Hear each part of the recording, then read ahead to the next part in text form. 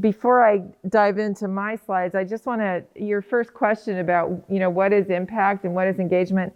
There's a quote I really love that comes from that Boyer Award or report in 1997 that was really transformational. It says, the scholarship of engagement means connecting the rich resources of the university to the most pressing social, civic, and ethical problems, to our children, to our schools, to our teachers, and to our cities. The scholarship of engagement also means creating a special climate in which the academic and civic cultures communicate more continuously and more creatively with each other, helping to enlarge what anthropologist Clifford Geertz describes as the universe of human discourse and enriching the quality of life for all of us. I quoted this in the talk that I gave when I received the Lou Anna Day Award for social science, excellence in social science research on campus. So for me, engagement and discovery and learning are really, they're all just part of me. It's hard to even figure out where one stops and the other starts. And I know many of you may be feeling quite frustrated with kind of where we're at the university or what the atmosphere is. I came to Purdue in 1989, and at that time, the word engagement didn't even exist. There was research, teaching, and service. And extension was sort of off there somewhere. And really, the atmosphere was the rest of you, like regular faculty, aren't involved in extension. That's not what faculty do. Extension people do extension because they're trained to do it. It was under President Jischke, after the Boyer report came out, that we started using the language of engagement and the idea that no, extension specialists and educators are not the only people who do engagement. We all can do engagement. And now there's more conversation about the scholarship of engagement, and their deans and department heads in general are better prepared than they were years ago to understand that the scholarship of engagement is not just peer-reviewed articles and that sort of thing. So I'm sure there are many frustrating things, but it's a moving target. We're evolving every day, and it is slowly getting better. You all are so much better prepared and positioned than I was. All I knew was that I had to have one foot off campus all the time.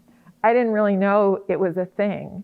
I didn't have any words for it. I didn't understand it. I just kind of made it up.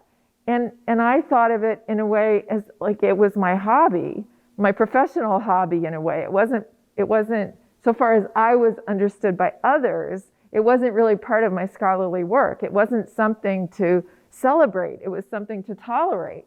And so my path was really to try to do both boards. Like if you look at my vita, it's almost like that. There's almost two vitas in there because I was trying to do both. You have the benefit of a much better organized foundation of knowledge, a much better roadmap to how to proceed.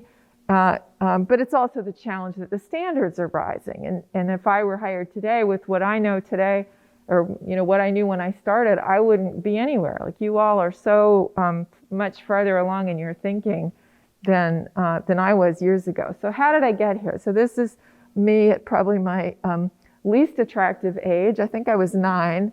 The hair that won't grow out, the all of it. But really, this was when I think my interest in engagement kind of started. The seeds of it were sort of sown. This is my grandfather, my mother's father. I spent a lot of time on the farm with them because my parents both had very demanding work lives. My mother was a nurse. She worked nights all the time I was growing up. I come from a very working class family. Working nights was a way for her to act like a normal housewife during the day, but earn money at night. So she could be traditional and sort of non-traditional at the same time. My dad started out as a tradesman, neither went to college, eventually became a small business owner. He had no money to buy into the business, so he bought into it with work. So he went back to work in the evenings. He slept there some nights. All of us helped out. I mowed the lawn. I was the janitor, all that stuff. And so our lives were very driven by the demands of their jobs. And I just came away with the conviction that it should be possible for workers to be successful at work and at home without feeling like they're being eaten alive. And that's really what's driven pretty much everything I do ever since. So for me, as I said, I like the Venn diagram a lot, and I think it is so important to integrate these things as much as possible and to look for activities that are mutually reinforcing so that you're not feeling like you're trying to fill this bin and this bin and this bin. As much as possible, you're finding that synergy, that leverage. But there are also some caveats, and I'll try to get to those eventually. I was trying to think of key principles, like what are the things that are sort of essences to my approach.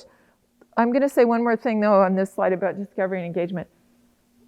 So, my talk is about discovery and impact, but for me, sometimes I start with discovery and it gets to the engagement or the impact. I've actually gotten more money in my career, honestly, for the engagement work, and I slide the research into it. So I'm always doing stealth things. I've also done a lot of service in my career as the way of gaining trust. I've done a lot of things for free, but it's worth it in the end because it builds robust relationships. So key principles for me when I'm thinking about something that I want to do, I'm designing a project. Whom or what am I hoping to influence? What is it I'm trying to accomplish here? And Rod, you had a very focused set of ideas that you were trying to pursue, so that's good. You have a destination in mind. We academics just love to think about the things that it would be interesting to know. But that's not nearly good enough as a criterion for deciding what we're going to take on. Because the knowledge that we gain, if we want to have impact, the knowledge has to be important to far more people than us. And so in our I don't even like the word lab, in our offices, when we're talking about designing projects, we sort of outlaw that sentence. Because who cares if it would be interesting to know? That's not a good enough reason to make that a question or a focus of our research. I think it's good to have my head in the clouds, thinking about the best possible answers we could gain, the most rigorous kind of approach we could use, the biggest kind of scientific problems. But we have to have our feet on the ground. I have to have my feet on the ground to understand where this actually hits the road. Like, where is this in communities? How does this impact daily life for anybody, anywhere? And that's the place that I really have to position my target. I might still be doing a research project that's kind of basic looking, but it has to be relevant somehow to what's going on the ground so that I can see the pathway from the knowledge I'm going to gain to how it might actually change life for any individual people. Relationships and deep understanding with the folks who will actually be applying the information. I have to be able to envision the world from where they sit. And that relates to the next point. Gatekeepers are really important people. I'm really interested. I really spent most of my life working with or on or toward the people who make decisions that change the lives of many other people, right? So I could try to do work in individual classrooms and change what's going on with kids. But if I can get a school district to adopt a curriculum, now I'm affecting all those kids at once. So those gatekeeper people are really important people. But my ability to work with them, this is true for funders too, by the way. Funders don't fund you because they care about what you're doing. They could care less about your goals. They care about their goals. And they fund you because you convince them that you can help them achieve their goals. And to the extent that you understand that, when you give speeches, when you make pitches, when you write grants, when you teach, you'll be a far more effective communicator, in my opinion. Often, my engagement work, my impact work, is not based just on my own work. Sometimes it's my work as kind of a convener of others, or a compiler, or a curator. of the work of others, a representative of the work of others, that is a pathway to impact. And the discussion that we were having right before I spoke, I think is really important, because this is not something where every single project that you do has every single element of your interest. It's kind of a jigsaw over the whole of your career. You may do some things that are just straight research. You may do other things that are completely engagement. You may do things that have both. But overall, it fits together, so that, you look back at I look back at my career and I'm like, wow, I feel pretty good about all that. But I remember Rosabeth Moss Kanter once said, everything looks like a mess in the middle. And 20 years ago, not all the parts of the picture were there. So there was something over here and something over here and something over here and something over here. Nobody could tell what the hell it was. But 20 years later, it starts to look like a thing. So as long as you can see the picture in your head, and as long as you can communicate about it to others, you don't have to put the pressure on yourself that every single project has to have every single piece, or every single project has to get all the way there. And then things lead to things, and I'll show you some examples. So I just thought I'd give you a couple of examples. And remember, these are far less sophisticated than some of the things that you're aspiring to do, but they're examples of the principles. So the Center for Families that I direct for more than 20 years now, 19 years ago, nobody was very impressed. Huh, you had an award for a year, who cares? You do the same thing for 20 years, and it's like, oh, wow, so this is a body of work now, magic. So, I'm a work family researcher. I was aware that the literature was problematic in a lot of ways, because you study work family issues in your discipline, and you do it over there, and you do it over there. These scholars don't seem to read each other's work very much, and so we seem to be doing the same studies over and over again. The quality doesn't seem to be improving, and none of it gets anywhere close to the people who actually are in a position to make a difference based on the research. The people in corporations who make decisions about programs, practices, and policies. So how do you shrink the gap between the evidence and the practitioners? How do you get the researchers to be aware of each other's work across disciplines? How do you start to raise the standards and promote dialogue about what cutting-edge research is?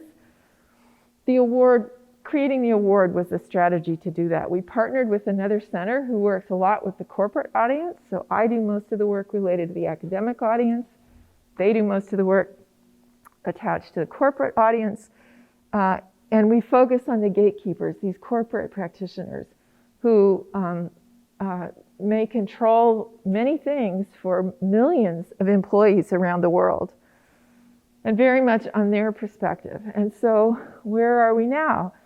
A corporate workforce roundtable of 50 of the most recognizable corporations in the world pays money every year to support this wonky academic award. I'm able to populate a committee of 70 leading scholars from 12 countries with one email every year. They're eager to join the award. They call it the Oscars of the work family or the work-life world. We go through journals, 2,800 articles in 80 journals every year to try to figure out who the winner is. You can't apply for this. You don't even know you're being considered. And then presentations are made to the corporate practitioners, who then can be in touch with the researchers and can then implement, tweak what they're doing in their companies to affect their employees. So I feel really good about this effort. It's not a huge, it pays for itself. It doesn't bring in a huge amount of money. I've never published a lot about it. I've done some chapters and things, but it's just a nice, little kind of effort that I think accomplishes the goal that was intended. And interestingly, the winning paper this year, which hasn't been announced, is a very wonky academic paper that's based on psychodynamic theory and implicit things that happen in companies to deny the role of gender in their reactions to things going on in the organization. And these corporate people want to hear all about it. I'm like, wow, I'm pretty happy with that. This is another example called Star Behavioral Health Providers. It's through the Military Family Research Institute. Oh, one more thing about the Kanter. This is an example of, it's not my own work. My work isn't even eligible. We've been nominated 2 or 3 times, but it can go no further. So my work is no part of this at all. This is all about the work of other people. But people know me as the, arbiter of this. And so it gets recognized in that way. Okay, STAR Behavioral Health is an example of something where we didn't start from the research side. We started from trying to address the problem, which was we were a country at war. We had all these veterans coming back who had PTSD, traumatic brain injury, and we had behavioral health providers in communities who were very poorly prepared to serve these folks. They had no specialized training about what to expect, how to connect, how to establish rapport with a combat veteran. And we were working closely with the Indiana National Guard. It's very hard to create things, with the military and create things to be robust. And we just slogged through it and kept working on it. And then we started publishing. I think I've published only a couple of things about this, but the scholarship, is gradually coming. I mean, the traditional academic scholarship, the scholarship of engagement, there's plenty of it, but the traditional kinds of things, less so. But this was all about deep understanding and close relationships with end users. The military folks are very slow to trust, so we had to work and work and work on that. Then the providers, getting in touch with them. And now this program is funded by the National Guard Bureau, and by the end of this year we'll be in 20 states. So operating every day in 20 states, and it's become part of the National Guard Bureau's interest in making sure that part-time service members, people who serve in the National Guard, have parity with full-time service members who serve in the active component in terms of access to trained behavioral health providers. So we've trained nearly 15,000 folks to date. They're serving clients out in communities all around the country. And the outcomes are modest compared to what I would like to do. We've never, for example, been able to do a randomized control trial.